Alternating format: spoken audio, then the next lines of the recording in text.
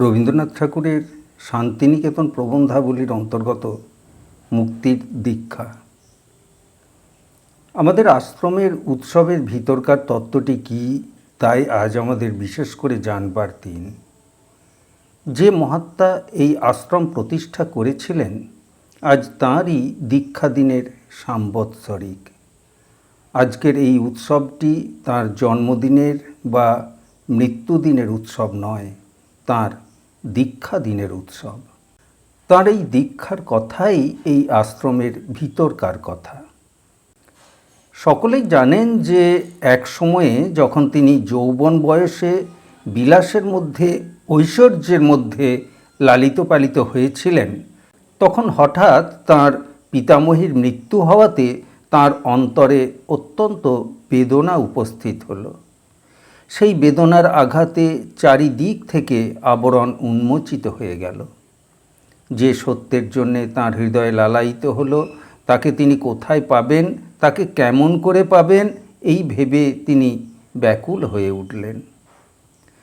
যতক্ষণ পর্যন্ত মানুষ তার চারিদিকে যে সকল অভ্যাস রয়েছে, যে সকল প্রথা চিরকাল চলে আসছে, তারই মধ্যে বেশ আরামে থাকে, যতক্ষণ পর্যন্ত ভিতরে যে সত্য রয়েছে তা তার অন্তরে জাগ্রত না হয়, ততক্ষণ তার এই বেদনাবোধ থাকে না। যেমন যখন আমরা ঘুমিয়ে থাকি, তখন ছোট খাঁচায় ঘুমোলেও কষ্ট হয় না, কিন্তু জেগে উঠলে আর সেই খাঁচার মধ্যে থাকতে পারি না। তখন সংকীর্ণ জায়গাতে আর আমাদের কুলোয় না। ধনমান যখন আমাদের বেষ্টন করে থাকে, তখন তো আমাদের কোনো অভাব বোধ হয় না। আমরা সংসারে বেশ আরামে আছি এই মনে করেই নিশ্চিন্ত থাকি। শুধু ধনমান কেন, পুরুষানুক্রমে যে সব বিধি ব্যবস্থা, আচার বিচার চলে আসছে, তার মধ্যেও নিবিষ্ট থাকলে মনে হয় এ বেশ, আর নতুন করে কোনো চিন্তা বা চেষ্টা করবার দরকার নেই। কিন্তু একবার যথার্থ সত্যের পিপাসা জাগ্রত হলে দেখতে পাই যে সংসারই মানুষের শেষ জায়গা নয়। আমরা যে ধুলোয় জন্মে ধুলোয় মিশব তা নয়।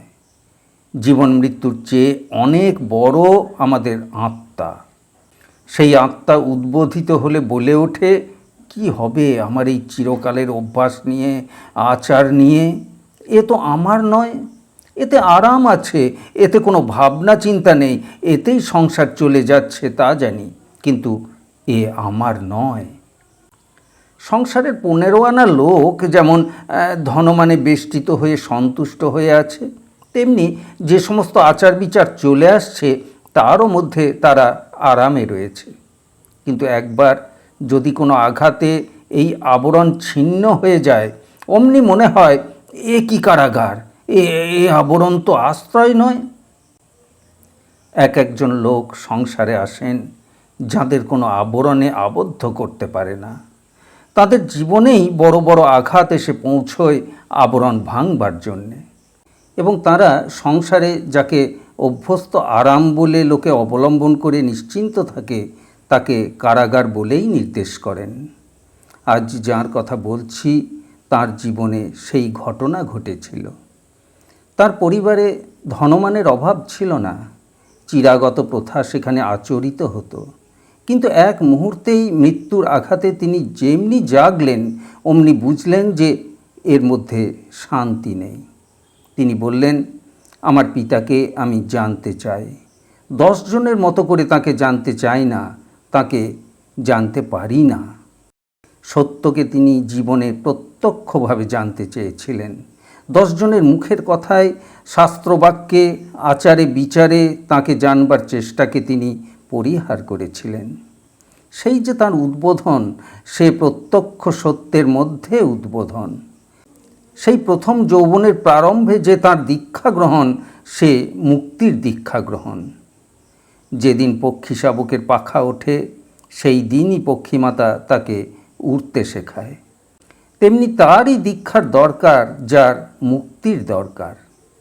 চারিদিকে জড় সংস্কারের আবরণ থেকে তিনি মুক্তি চেয়েছিলেন। তার কাছে সেই মুক্তির দীক্ষা নেব বলেই আমরা আশ্রমে এসেছি। ঈশ্বরের সঙ্গে যে আমাদের স্বাধীন মুক্ত যোগ, সেইটা আমরা এখানে উপলব্ধি করব। যে সমস্ত কাল্পনিক কৃত্রিম ব্যবধান তার সঙ্গে আমাদের যোগ হতে দিচ্ছে না, তার থেকে আমরা মুক্তি লাভ করব। যেটা কারাগার, তার পিঞ্জরের প্রত্যেক শলাকাটি যদি সোনার শলাকা হয়, তবু সে কারাগার, তার মধ্যে মুক্তি নেই। এখানে আমাদের সকল কৃত্রিম বন্ধন থেকে মুক্তি পেতে হবে। এখানে মুক্তির সেই দীক্ষা নেবার জন্য আমাদের প্রস্তুত হতে হবে। সেই দীক্ষাটি যে তিনি আমাদের জন্য রেখে গেছেন, তাই আমি বলছি যে এ আশ্রম, এখানে কোনো দল নেই, সম্প্রদায় নেই। মানস সরোবরে যেমন পদ্ম বিকশিত হয়, তেমনি এই প্রান্তরের আকাশে এই আশ্রমটি জেগে উঠেছে। একে কোনো সম্প্রদায়ের বলতে পারবে না। সত্যকে লাভ করবার দ্বারা আমরা তো কোনো নামকে পাই না।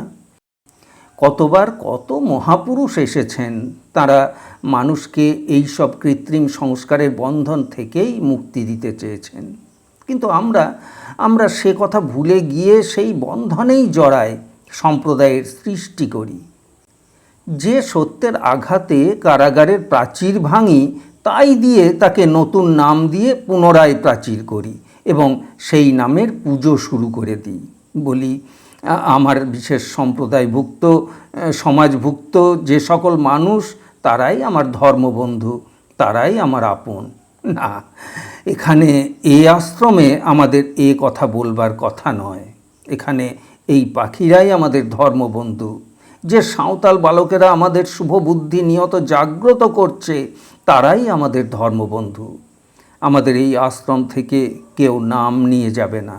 স্বাস্থ্য লাভ করলে, বিদ্যা লাভ করলে মানুষের নাম যেমন বদলায় না, তেমনি ধর্মকে লাভ করলে নাম বদলাবার দরকার নেই। এখানে আমরা যে ধর্মের দীক্ষা পাব, সে দীক্ষা মানুষের সমস্ত মনুষ্যত্বের দীক্ষা। বাইরের ক্ষেত্রে মহর্ষি আমাদের সবাইকে কোন বড় জিনিস দিয়ে গিয়েছেন? কোনো সম্প্রদায় নয়, এই আশ্রম। এখানে আমরা নামের পুজো থেকে, দলের পুজো থেকে আপনাদের রক্ষা করে সকলেই আশ্রয় পাব। এই জন্যেই তো আশ্রম। যে কোনো দেশ থেকে, যে কোনো সমাজ থেকে যেই আসুক না কেন, তার পূর্ণ জীবনের জ্যোতিতে পরিবৃত হয়ে আমরা সকলকেই এই মুক্তির ক্ষেত্রে আহ্বান করব। দেশ দেশান্তর, দূর দূরান্তর থেকে যে কোনো ধর্ম বিশ্বাসকে অবলম্বন করে যিনি এখানে আশ্রয় চাইবেন, আমরা যেন কাউকে গ্রহণ করতে কোনো সংস্কারের বাধা বোধ না করি। কোনো সম্প্রদায়ের লিপিবদ্ধ বিশ্বাসের দ্বারা আমাদের মন যেন সংকুচিত না হয়। যে মুক্তির বাণী তিনি তার জীবন দিয়ে প্রচার করে গিয়েছিলেন, তাকেই আমরা গ্রহণ করব। সেই তাঁর দীক্ষা মন্ত্রটি, ঈশাবাস্যমিদং সর্বং, ঈশ্বরের মধ্যে সমস্তকে দেখো। সেই মন্ত্রে তার মন উতলা হয়েছিল।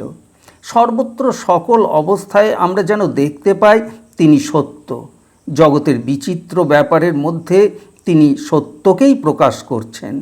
কোনো সম্প্রদায় বলতে পারবে না যে সে সত্যকে শেষ করে পেয়েছে। কালে কালে সত্যের নব নব প্রকাশ। এখানে দিনে দিনে আমাদের জীবন সেই সত্যের মধ্যে নূতন নূতন বিকাশ লাভ করবে, এই আমাদের আশা।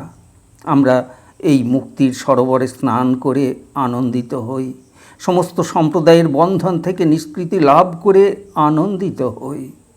7ই পৌষ 1320 প্রাতঃকাল।